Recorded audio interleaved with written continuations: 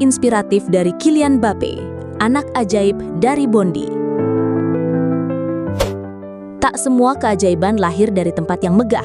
Ada yang muncul dari jalan sempit, dari gang-gang gelap di pinggiran kota, dari tawa kecil yang tak pernah padam meski kenyataan begitu keras. Dan salah satu keajaiban itu bernama Kylian Mbappé. Bondy, sebuah wilayah di pinggiran timur laut Paris, bukan tempat turis, bukan pula tanah impian. Disinilah suara sirine lebih sering terdengar daripada suara tepuk tangan. Tapi di balik bayang-bayang kekerasan dan keterbatasan itu, tumbuh seorang anak yang setiap harinya hanya membawa satu hal, sebuah bola dan sebuah mimpi. Kylian Mbappé lahir pada 20 Desember 1998. Ia bukan anak biasa, bukan pula anak dari keluarga konglomerat. Ayahnya, Wilfried Mbappé, adalah seorang pelatih sepak bola lokal berdarah Kamerun. Ibunya, Faiza Lamari, mantan atlet bola tangan profesional keturunan Aljazair. Dari mereka, ia mewarisi darah kompetisi, tapi lebih dari itu, ia mewarisi karakter, disiplin, keras kepala, dan tak mudah menyerah. Di usia 4 tahun, Kylian sudah punya kebiasaan tidur sambil menatap poster Cristiano Ronaldo yang menempel di dinding kamar kecilnya. Ia tidak hanya menyukai sang idola, ia mempelajari gerakannya, selebrasinya, semangatnya. Dalam benak anak kecil itu, mimpi bukan sekedar mimpi. Mimpi adalah tujuan, dan ia akan ke sana. Setiap hari ia bermain bola di gang sempit Bondy. Kadang pakai sepatu, kadang tidak. Kadang bolanya kempes, kadang harus berbagi dengan teman. Tapi satu hal yang tak pernah kempes adalah semangatnya. Saat anak-anak lain mengeluh karena hujan, Kylian justru latihan lebih keras. Bagi dia, hujan adalah musik latar perjuangan. Tak butuh waktu lama hingga warga Bondy mulai menyadari anak ini bukan biasa. Ia terlalu cepat, terlalu lihai, terlalu berani. Saat usianya 6 tahun, ia masuk Akademi AS Bondy, dilatih oleh ayahnya sendiri. Saat usianya baru menginjak 10 tahun, ia sudah bermain melawan anak-anak 3-4 tahun lebih tua, dan menang. Pelatih lawan pun angkat tangan. Mereka takjub, mereka tak percaya. Mereka bilang, anak ini bukan manusia biasa, dia tidak normal. Tapi bagi keluarganya, dia masih Kylian yang suka tidur larut demi menonton cuplikan gol Ronaldo. Kemampuannya menyebar cepat ke seluruh Eropa. Klub-klub raksasa seperti Chelsea, Real Madrid, Bayern Munchen datang menawarkan kesempatan. Tapi keluarga Mbappé tahu, kecepatan bakat harus diimbangi dengan kedewasaan jiwa. Mereka tidak membiarkan Kylian terbakar terlalu cepat. Mereka memilih jalan yang lebih lambat, tapi lebih kokoh. Akhirnya, ia diterima di Clairefontaine, akademi elit sepak bola Prancis, tempat lahirnya Thierry Henry, Nicolas Anelka, dan banyak legenda lainnya. Di sana, ia bukan sekedar belajar teknik dan taktik. Ia belajar bagaimana menjadi pemain hebat tanpa menghilangkan jati diri. Satu hal yang tak pernah berubah, Kylian selalu pulang. Pulang ke Bondy. Pulang untuk mengingat bahwa disitulah semangatnya dilahirkan. Dalam dunia yang sering lupa dari mana ia berasal, Kylian Mbappé justru menjadikan asal-usulnya sebagai fondasi. Ia bukan menutupi jejak langkahnya di jalanan. Ia justru menjadikan jalanan itu pijakan untuk melompat lebih tinggi. Dan dari sanalah sebuah perjalanan luar biasa dimulai. Dari bocah Bondy menuju panggung dunia.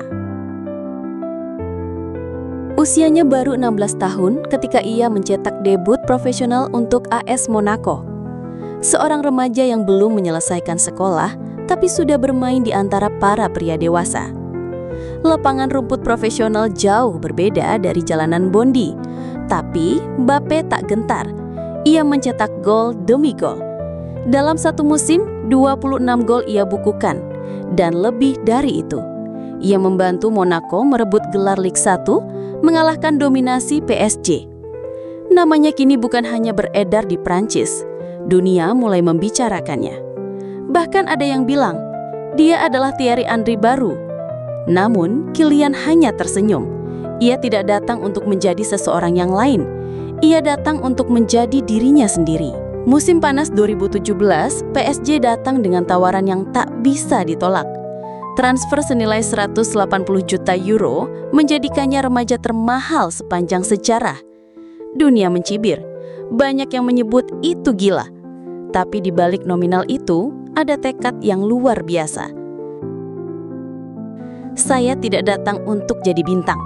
Saya datang untuk belajar, untuk berkembang, dan untuk menang, ujar Mbappé dalam konferensi pers perdananya. Di PSG, ia tak butuh waktu lama untuk membuktikan nilai dirinya. Bersama Neymar dan Cavani, ia membentuk trio maut. Ia mencetak gol dari segala arah.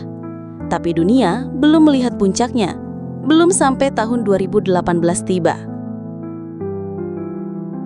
Rusia, Piala Dunia. Timnas Prancis melaju sebagai unggulan. Tapi yang mencuri perhatian dunia bukanlah bintang-bintang senior, melainkan seorang remaja 19 tahun bernama Kylian Mbappé. Ia berlari seperti kilat, melewati pemain Argentina seolah mereka tiang kosong. Ia mencetak 2 gol di laga itu dan 1 lagi di final melawan Kroasia. Dan saat Prancis mengangkat trofi Piala Dunia, dunia berhenti sejenak. Untuk pertama kalinya sejak Pelé di 1958, ada remaja yang mencetak gol di final Piala Dunia. Kylian Mbappé, 19 tahun, dan sudah menjadi juara dunia. Saya bukan legenda, katanya pelan. Saya hanya baru mulai. Itu bukan kesombongan, itu keyakinan. Ia tahu jalan masih panjang, dan ia ingin tetap lapar. Setelah kejayaan itu, banyak pemain kehilangan arah. Tapi tidak dengan Kylian. Ia tetap fokus. Ia tetap kembali ke Bondi, menyapa anak-anak kecil, membangun lapangan, berbicara langsung. Kalau saya bisa dari sini, kamu juga bisa. Namun tak selamanya langit cerah. Tahun 2021, di Euro, ia gagal mencetak penalti saat adu tendangan lawan Swiss. Prancis tersingkir, dan dunia yang dulu memujanya kini mulai mencemooh. Komentar pedas, hujatan rasial, fitnah keji, semuanya datang bertubi-tubi. Tapi Mbappé tidak lari. Ia tidak menghapus akun, tidak menyembunyikan diri. Ia menghadapi semuanya. Ia membaca semuanya. Dan di dalam hatinya lahir amarah, bukan pada orang lain, tapi amarah untuk bangkit lebih kuat. Saya tidak akan pergi. Saya akan tetap di sini. Saya akan menjawab dengan cara saya. Di lapangan. Tahun 2022 ketika semua mengira ia akan pindah ke Real Madrid, ia memilih memperpanjang kontraknya dengan PSG. Keputusan yang membuat publik berpecah. Ada yang kecewa, ada yang mengerti. Tapi Kylian berkata, saya belum selesai di Paris. Ini kota saya, ini klub masa kecil saya, dan saya masih punya pekerjaan di sini. Tak semua keputusan harus populer, dan tak semua keputusan harus dimengerti semua orang. Kylian Mbappé memilih setia pada keyakinannya sendiri, bukan pada tekanan dari luar. Kini ia bukan lagi remaja ajaib, ia adalah pemimpin. Di usia 24, ia memimpin tim nasional Prancis. Ia memberi pidato, ia berdiri paling depan. Ia bukan sekedar mencetak gol, ia mencetak semangat untuk generasi muda. Ia menjadi simbol bahwa kepemimpinan tidak butuh usia, hanya butuh keberanian. Dari anak jalanan Bondi menjadi jantung sepak bola Prancis, Kylian Mbappé tak pernah meminta dunia mengenalinya. Tapi kini, dunia tak bisa melupakan namanya. Semua mimpi punya musim, kadang ditunda, kadang dilupakan. Tapi mimpi sejati tak pernah mati. Ia akan menemukan jalannya, dan bagi Kylian Mbappé, musim itu akhirnya tiba. Tahun 2024, setelah sekian tahun menjadi rumor terbesar dunia sepak bola, akhirnya diumumkan secara resmi, Kylian Mbappé bergabung dengan Real Madrid. Sebuah momen yang terasa seperti takdir. Sejak kecil, dia memandangi poster Cristiano Ronaldo. Kini, ia mengenakan seragam putih yang sama. Tidak lagi sebagai penggemar, tapi sebagai penerus, sebagai pemimpin baru. Dalam konferensi pers pertamanya di Bernabeu, suara Kylian bergetar. Bukan karena gugup, tapi karena terharu. Ini bukan soal uang, ini soal mimpi seorang anak kecil yang berasal dari Bondi dan hari ini berdiri di sini. Real Madrid bukan klub biasa. Ini panggung para legenda. Tekanan di sini bukan tekanan biasa. Tapi Mbappe tidak datang dengan keraguan. Ia datang membawa pengalaman, membawa luka, dan membawa kebulatan hati. Di lapangan hijau Bernabeu, Mbappe bukan sekadar bermain. Ia menguasai, ia mencetak gol, ia menciptakan peluang, ia membawa energi Bondi ke dalam aura megah Real Madrid. Dan perlahan, para pendukung mulai menyadari, anak ajaib itu memang ditakdirkan bermain di sini. Tapi lebih dari sekedar pemain hebat, Kylian Mbappe membawa sesuatu yang lebih dalam. Kesadaran akan jati dirinya. Ia tahu dirinya adalah simbol. Bagi anak-anak imigran, bagi mereka yang lahir tanpa kemewahan, bagi mereka yang kulitnya gelap, mimpinya besar, dan jalannya terjal. Ia tidak sekedar berbicara, ia membangun, ia mendirikan yayasan, memberi beasiswa, mendorong olahraga untuk anak-anak dari komunitas tertinggal. Mbappe tidak lupa siapa dirinya. Meski kini jadi miliarder, masuk daftar Forbes dan wajahnya terpampang di iklan global. Ia masih kembali ke Bondi, ia masih menandatangani bola anak-anak, ia masih duduk di lapangan tempat ia dulu bermain. Dan ia berkata, "Saya bukan siapa-siapa tanpa kota ini." Dalam dunia yang penuh ambisi, Mbappe memilih warisan. Dalam dunia yang mengejar kekayaan, dia memilih makna. Dan dalam dunia yang cepat lupa, ia memilih untuk tetap mengingat. Sepatu yang ia kenakan hari ini adalah sepatu yang dulu ia impikan saat melihat Ronaldo di layar TV. Tapi hari ini, sepatu itu tak hanya menendang bola. Sepatu itu mengangkat harapan ribuan anak kecil yang masih berlari di jalan-jalan sempit seperti dulu ia lakukan. Kini, ia tak lagi remaja, ia pria dewasa, ikon, panutan, dan simbol perubahan. Mbappe bukan sekedar pemain sepak bola. Ia adalah bukti hidup bahwa asal-usul tak menentukan akhir.